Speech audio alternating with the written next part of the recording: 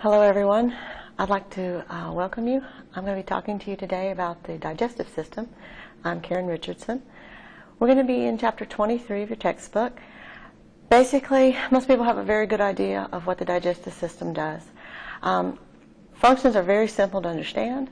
We take in food. We break that food down. This goes, of course, by the term, this is digestion. Okay. We're going to be absorbing those nutrients into the bloodstream. And then we rid the body of the things that we cannot use, those things that we do not digest. Those will be eliminated. Now basically, the entire digestive system is one long path.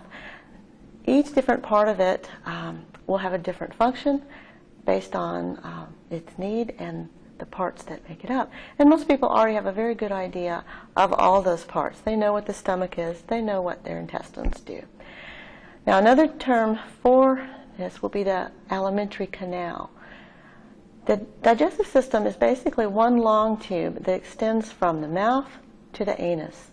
This long tube, as it passes through, is going to have a variety of functions as the food passes through.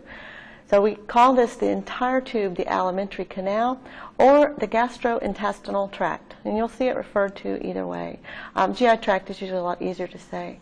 But basically, this is one long muscular tube that will pass through the body. And as we pass through, there will be some accessory organs that add secretions, add enzymes, help with the process, but they're not in the direct path. So we don't say that they're in the GI tract, but they are accessory organs. So starting with the mouth, these would include the teeth, the tongue, your salivary glands, the liver, the gallbladder, and your pancreas. All of these are very important for digestion, but they're not in that direct path. So as we talk, we're going to be including these in this particular unit, and I'll be taking you today from the oral cavity to the all the way through the esophagus, as well as talking about some overall important facts about the digestive system. So you'll be hearing again about these accessory organs as we go. Now, 6 essential activities. These are things that you really need to have a very good understanding of as you move through the digestive system. You're going to hear about these over and over through each part of this path. So I thought I would just take a little time just to give you an overview of all 6 of them. Now, in your textbook, there is a really nice table on page 888 in the 8th edition, this page in the 9th edition, and it lists all these activities, and it will tell you which part of the GI tract they occur in. So it's a really nice overview for you to refer back to if you ever get confused. The first one is very simple to understand. This one, of course, is going to take place in the oral cavity. This is where we take in food. This is ingestion. This is not the same thing, of course, as digestion. So we take in food. And of course, I'm talking about the normal path that we would use. Now, the second activity is propulsion. Propulsion simply means the forward movement of food. In a normal situation, food is going to pass from the mouth forward. Of course, it can go backwards, but we're talking about normal processing of food. So this is going to include 2 subdivisions. Swallowing, which is when we make the conscious decision to take the food from the mouth and pass it down. So that is actually forward movement. And then peristalsis, which is the other part. This is still forward movement, but we don't control this. This is involuntary. Now, if you remember, all of the GI tract is one long muscular tube. So as the food passes, this will be this rhythmic, coordinated movement of food, of course, in a forward direction. So these muscles will be squeezing in an alternating rhythm to push the food forward. And of course, once we swallow, we do not control that anymore.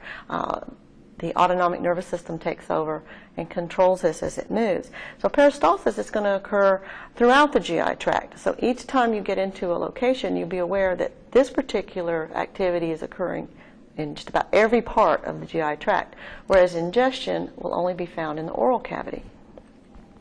All right, now mechanical digestion, this is the physical change in food. This is where we take it and make it much smaller. This is different than chemical digestion. So mechanical digestion, a very easy one to understand, of course, is chewing. We take in the food, we break it down into smaller and smaller pieces. We're going to mix it with saliva. This will actually make it much easier to swallow. So we're physically changing the shape of the food. The stomach will play a huge role in this. The stomach is basically one large muscle, and it will take the food and mix it and churn it, again, physically changing the shape of the food, mixing it with acids and enzymes in the stomach. Now, one that most people haven't heard of is segmentation. This is, again, a physical change, and it's only going to take place in the small intestine. And this picture over here is showing you kind of a nice imagery of it. You have two different types of foods. They show the different colors. And what will happen in the small intestine is that these muscles will now squeeze up and back and forth movements. It's not completely, it will still be going forward with peristalsis, but will also stop and have this back and forward type movement as well. And what that does is you can see the colors, they start to mix here, and you're increasing this mechanical digestion. So again, segmentation would be a physical change. This is not the same thing as peristalsis. Now, chemical digestion itself, because digestion, we always think about this. This is what we think of happening through the digestive system, right? We're changing the food that we've taken in. But this is where we're literally breaking the chemical bonds between the particles in the food. We're getting down to a much, much smaller level so that we can finally absorb things. I've given you a picture of a starch molecule. Starches are found in foods, of course, like potatoes or French fries that you eat. So starch is something that we take in. At this point, we're going to use something called enzymes. These are proteins that we produce that are specific for one certain food product. In this case, I'm talking about starch. So you have an enzyme called amylase. Anytime you see that ASE ending, that's an indication it's an enzyme. So the amylase will be specific. It will target these bonds in the starch molecule and break it. And each one of these subunits of starch is glucose. Starch is nothing but long chains of glucose strung together. So by the time this enzyme does its work, we end up with sugar. So every time you're eating your French fries, you're basically getting a nice source of energy in the sugar. And this will be small enough that we can absorb. So chemical digestion is literally breaking the chemical bonds in order to help us absorb the food. And again, as we learn about the digestive system, you'll find out where chemical digestion is taking place. The next activity that occurs in the digestive system is absorption. We've got to take in those food particles that have been broken down and take it into the body. Until this point, literally the food is not actually inside of you. It is in your passageways, but we haven't taken it into the body. So we have to get food particles small enough to pass through one cell itself, that small. So this is the level that we're at. These cells here will be epithelial cells. They will be lining the inside of your body. And food will pass through these cells and finally into the blood system. And then the blood, of course, will carry it to other parts of the body for processing. The last activity will be elimination. This is, of course, food that we cannot digest, cannot use, and we will rid the body and it will be removed from it. Now, another overall topic that I wanted to talk about is the layers of the GI tract. Throughout this muscular tube, there are 4 basic parts that will be the same, and they will be in the same order as you go from the esophagus to the anus. Now, they're going to change, they're going to vary from location. All of these do because we do different things in the stomach than we do in the esophagus. So, but the basic layers are there, and it's a good idea to know them in order and know a little bit about each layer. So I'm going to start on the innermost layer, the mucosa. This is what will be in direct contact with food. So it's kind of easy to think of it that way. So as the food passes into this tube, it will be in contact with this layer. And if you break it down, you'll see that here's our friend epithelium. Of course, that's a type of tissue. Epithelium is covering and protecting things. It's also lining the inside of your GI tract. Now, right below this, usually the epithelium will just be either one cell or a few cells thick. You'll have a slight thin layer of connective tissue and a very, very thin layer of muscle. Function-wise, we're going to do different things. According to where we are in the GI tract, you could be producing mucus. Mucus is going to help us help the food pass through easier. There'll be enzymes that are being produced to help break down the food, And you do have hormone production through the GI tract. In the small intestine, we're going to be absorbing nutrients. So at this level that's in contact with the food, we're going to be doing a variety of different things throughout the GI tract. Just below the mucosa will be the submucosa. Name makes sense, right? Here we're going to find the blood vessels. There we are. We're going to have our source of blood. We're going to have nerves and very small, thin layer and a little bit of connective tissue. The next layer in is very important. This is where the muscles are that do all the work. This is a much thicker layer of muscles called the muscularis externa. Here's where we find peristalsis and segmentation in the small intestine. Normally throughout this long tube, this GI tract, we have two layers of muscle. We're going to have one layer where the fibers run in a circular direction and one where the fibers are running longitudinal, the length of the tube. The only place where we have an exception is the stomach. The stomach will actually have three layers. And of course, this is because the stomach has to be able to churn and mix food. So it has an additional layer to help move in different directions. Now, when we start thinking about peristalsis, the reason we have these two alternating layers is we want to be able to control the size of the tube and the forward movement. So what will happen first is that the longitudinal area these fibers will contract and literally shorten the tube, basically opening it up so that the food can fall into that part.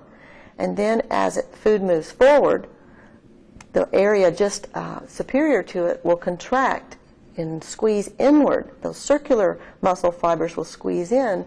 It'll prevent the food from going back upwards, and it will also help push the food forward. So you get this alternating rhythm, and that's what's causing peristalsis. And again, it moves forward. Now, in some areas of the body, these circular fibers will be increased in size, and they'll create what's called a sphincter. A sphincter muscle is basically going to create the partitions between the esophagus and the stomach and help prevent backflow of food in a much more obvious way. Now, the last layer throughout the GI tract is the serosa. This is a thin connective tissue layer. Its main job is just to cover and basically help hold that particular part of the GI tract in place. You may also know this as the visceral peritoneum. This is a layer of the mesentery that's going to be on direct contact with the organ or the viscera, and it will play a role in helping hold that part of the GI tract in position against the body cavity. Okay. All right, now I'm going to move into, we'll start through the GI tract. We're going to start, of course, with the oral cavity. This is, of course, where the activity, the ingestion occurs. We're going to be lined with stratified epithelial cells. You're coming in contact with a lot of different types of food, different consistencies from popcorn to chips, things that are going to scrape the inside of the mouth. So you want a little bit tougher layer of cells because they're going to be continually scraped off. So the epithelium here has the fastest turnover of any place in the body. We've got to be able to protect it against this constant use. The tongue is going to play a huge role in chewing. Not only does it, of course, help you speak, you're going to be able to taste the food. You're going to have taste buds on the tongue. But the tongue is continually involved as you're chewing. It is positioning the food, keeping it in the proper place, mixing it with the saliva. And then at the moment that you decide to swallow, the tongue will lift up and push the food toward the back of the mouth. All the while that you're chewing, your lips and your cheek are also helping keep the food in the right position. All right, the salivary glands, these are, of course, producing saliva. Saliva is necessary for a lot of different things. These are exocrine glands, and we know the difference between endocrine and exocrine. With exocrine glands, you're going to have a duct system. We're going to have some type of tube that carries the product into, in this case, the oral cavity. So all of our salivary glands, we have three major glands that are producing the majority. The parotid is, of course, the largest. It is producing a very thin type of saliva, whereas the other two are producing saliva that has a little bit of mucus in them, a little bit thicker. The submandibular is going to be found just below the mandible. The sublingual is just below the tongue. And, of course, you have a set on either side. You do have some very small glands that are scattered throughout the sides of the cheek. Now, saliva itself has a lot of different functions. You're producing a lot more than you think. This is nearly a 2-liter bottle of fluids that you're producing every day. Most of it, of course, is water, but there are a lot of other things that have to be there too. It's involved in helping us speak properly. Of course, it's going to mix with the food to make it easier to swallow. It's helping you in tasting. Dissolve the chemicals in the food and so that you can taste what you're eating. It has protective abilities. It helps neutralize acids that you take into your mouth. There's antibodies being secreted into the saliva, and there's antimicrobial activity. Patients who have dry mouth or xerostomia have a very difficult time not only speaking, swallowing food, but we find that they have a higher incidence of cavities, of decay in their mouth because of this lack of saliva. So it's playing a very protective role in the mouth that we don't understand until we lose that ability. Another thing that saliva contains is amylase. We're actually targeting starch as you chew your food. If you were to chew something like rice or potatoes long enough and hold it in the mouth, it would actually start to taste sweet because your amylase would be breaking down the starch into glucose. And again, this is chemical digestion. So chemical digestion actually does start to occur in the oral cavity if you're following this along in the path. Now, if you move into the next structure, this is an accessory organ. Okay, the teeth are going to, of course, be used for mechanical digestion. We are tearing and grinding the food, making it much, much smaller. A typical adult can have up to 32 teeth if they have all their wisdom teeth. The primary or baby teeth, you will have 20. Now, the teeth themselves are different shapes according to their function. You have incisors toward the front of the mouth that are going to function to bite in and basically take off little pieces of food. You have canines or cuspids that are going to be involved in tearing pieces of food. And then you have molars that are toward the back of the mouth that are going to be involved in grinding the food. So we use different shapes of teeth to do different functions. Now, the tooth itself, if you look at the structure, you can see that what we see in the mouth is above the gums, or of course the gingiva here. So this is what we call the clinical crown. This is the part that people see. What most people don't realize is that most of the tooth, the largest part, is below the gums, the root of the tooth. The root is usually at least twice to 3 times as large as what you see. It'll be supported by the bone of the mandible or the maxilla. It is in a socket. The connection between the tooth and the bone, little tiny connective tissue fibers that will literally hold a tooth basically like in a little socket here, like a sling effect. Now, the tooth itself is a living part of your body. It is very much alive, just like bone is. So if you look at the individual parts of the tooth, some people refer to the nerve of the tooth, but this is actually what's called the pulp. And this is 100% organic. And by that we mean it is all living tissue. It is blood, blood vessels. It is nerve tissue and lymphatics. Everything you'd find in any kind of tissue is here. And if you look down toward this part, this foramen here, of course, foramen's a hole, there is a little tiny hole at the base of the root of the tooth, and that's where the blood enters and exits the tooth. So this is the part that connects and supplies the nutrients to the tooth. Now, if we think about the other parts of the tooth, they are a little bit, of course, much, much harder. So the dentin will be this layer here. This is 70% inorganic, which means that there's still living tissue in this part of the tooth. Again, it's much, much harder. And then the enamel, this is the outermost part. This is almost completely inorganic. This is the hardest substance in the body. It's roughly about 1/2 to 1 millimeter in depth. It's this very outer part here. And bone, if you look back at bone, it is only 65% inorganic. So literally bone is not as strong as the dentin in your tooth. Now, the living part of your tooth, this pulp, starts out largest in children's teeth. And as we age, it tends to shrink. And what is happening is that you have a layer of living cells right about at this border, this boundary. These are called odontoblasts, and they are continually producing dentin. They are pushing it outward. And so what happens is that the pulp, the nerve, tends to shrink with time, and the dentin lays down and becomes thicker. And this is a good thing because as we chew, we're wearing away the enamel. We're losing this part. So this is actually a good thing as we age. we tend to see this decrease in function. And this is also a problem because when people get cavities and you start to drill and you take away part of this tooth to fill it, the minute that you get into this dentin layer, you are direct connection to the living part. And that's, of course, why people feel pain. And you have to have anesthesia. Now, one of the common problems with teeth, of course, are cavities. That's, of course, what people call them. Cavity just simply means a space. So we have this gap, this space in the tooth. The word is actually caries. Okay? This is the word for a dental cavity. And it literally means to rot. Of course, we know now what's happening. We know that this bacteria, Streptococcus mutans, is primarily responsible for this. This particular bacteria loves sugar. And when you take in high amounts of sugar, it takes that and digests it. And one of its byproducts is, of course, acid. And it's the acid that's breaking down the tooth structure. So the bacteria is living here on the surface of the teeth. And why it is so successful is it produces a very sticky film, which is part of plaque. So the plaque is the bacteria, this sticky glycan film that it produces. It's sugars. It's food debris. Basically, things that get stuck on your teeth, right? Food.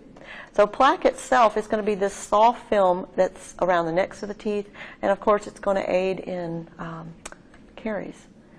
Now, gingivitis is another disorder that will happen in the oral cavity. If you leave this plaque on your teeth too long, the gums start to become irritated, they become inflamed, they'll bleed very easily, and that's gingivitis. Gingivitis is reversible. That's the good news. If you improve your oral hygiene, if you go to the dentist, get a good cleaning, this will go back hopefully to normal and you can get better. Now, periodontal disease or periodontitis is chronic. In a person who has let this plaque progress, plaque over time can become very hard. It can be called tartar. Sometimes it is called calculus, not the math, right? So over time, the plaque hardens. It becomes so hard that you cannot brush this off. So the body reacts to it. You get inflamed gums that start to shrink. They pull away from the roots. The bone starts to go away. You start losing bone around the roots of the teeth. It is also caused by a bacteria. This particular bacteria likes areas where there's no oxygen. So it really likes these little pockets that you're creating, and it tends to live there. Here's some really nice pictures showing you a patient. It seems like the teeth are getting really long because you're losing bone. What is happening is the gum is pulling back, you're losing bone.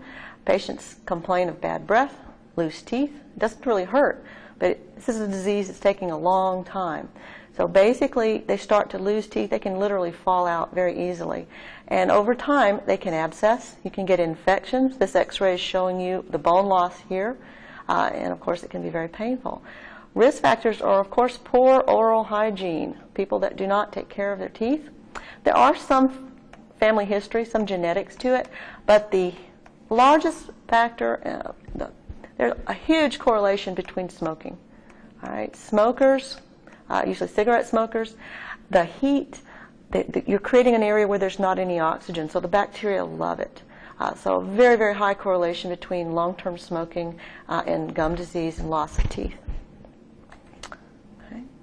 All right, after we've chewed the food, we've mixed it, we're getting ready to swallow. So at this point, it's actually a fairly complicated movement. A lot of things have to take place. We can control this. We make the decision when to swallow. This would be propulsion. It is forward movement. So here's an activity that we're talking about. We have to make this conscious decision. So the tongue is going to play the initial role. The tongue will push the food to the back of the mouth. It will block off the oral cavity, keep the food from coming back. The soft palate's going to raise upward. We don't want the food to come out the nose. So basically, we're going to block off the nasal cavity in this direction. So all of this is basically almost simultaneously. It happens fairly quickly. Tongue moves it back, palate raises upward, blocks off your nose. At this point, when you swallow, you can feel this happen. You can feel your larynx raise up when you swallow. So the larynx will move upward. This epiglottis will move down. You've probably heard about this if you've been studying the respiratory system. The epiglottis moves downward when we swallow. This is shutting off your airway. We don't want food to get into the lungs. So As this happens, the food is, of course, passing this direction of this nice green food we've eaten. The upper esophageal sphincter will relax. It's going to open up. Again, these are those circular muscle fibers in the tube. It will create an opening, and the food passes right into the esophagus. Now, this part, of course, is the pharynx, the throat. It's not actually a very large part of the body, but there are 3 separate sections. Digestive system is interested in these. We don't want food to go up into the nasal pharynx part. We want it, the oral pharynx is a short section here, then, of course, the laryngeal pharynx. But all of this is considered the throat. We do have skeletal muscle here. We have these constrictor muscles that you can control and make the decision to swallow. And then, of course, the next part of the GI tract will be the esophagus. This is simply a long muscular tube that is going to connect the oral cavity to the stomach. The upper part is, of course, bordered by the sphincter, the upper esophageal sphincter, and then it is bordered by the lower. Now, the activity that is occurring here is peristalsis. That is a form of propulsion, right? We have forward movement. In ordinary circumstances, food only moves from the mouth to the stomach. Okay? So no other thing is going to occur. No chemical digestion, no mechanical digestion, just peristalsis basically is taking place here. So as it moves down toward the stomach, at this point we have another set of these thickened circular fibers in the muscularis externa called the lower esophageal sphincter. And its job is to basically keep food from going back up. When your stomach is mixing the food, we don't want part of it being forced upward. So this has to be a fairly tight muscular connection to keep that food from returning upwards. So here you will see the lower esophageal sphincter. I'm going to stop here. You're going to continue your pathway in some of the other videos, but I appreciate your time and thank you, and I hope you enjoy the digestive system.